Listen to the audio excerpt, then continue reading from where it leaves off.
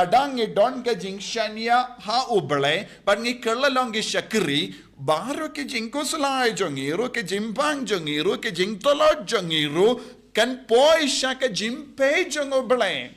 Buon ki bangi dhake ni ka jukkaba minda, kimnang shuban im hake jingsok, what hadin baki on hana kilong ki bajan badu bale haba wan ki jingjia barit baria hadukat no ki briu ki kusalai but kim ju yotia naga benda bun sngi but ka Jingthiah jongi kan kellalonga Jingthiah badon Shiah saudong but kim yotia shu Henry Kamaria tesoti kahikai yangi. Habawan ki jinge hakamat. Kababon sin ngim snautu ba shempang. Ni don uway. Ubadon gabor. Ban pin bait yakyeke baro. Daka jing star jangka baneng.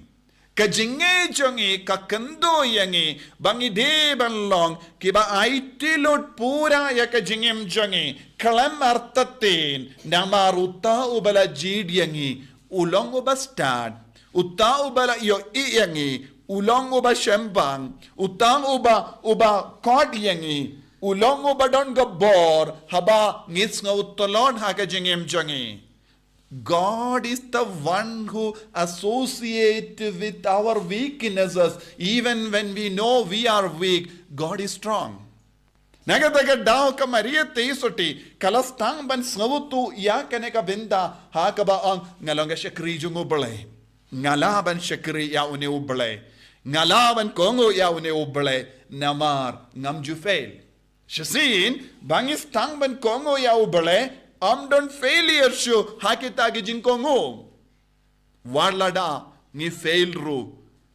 Ubale unang ban penbait ya kataga jing fail jongi. Namar ula kot ma u ningkong yangi ula rai ningkong halo jangi shisinu blay urai ngim don kamban ting shu ya ka failure namar ka failure jangi kalaban kalalanga failure u blay lara kalam urlong namar u blay unang ban penbait ya ka failure jangi shaka jingchop nagadagada kamaria te sodigong ngalanga shakri jangu trai ngalanga shakri jangu trai Ngamdon eye palad yaka nega jing tumo. Ngamdon eye palad yaka nega jingwa.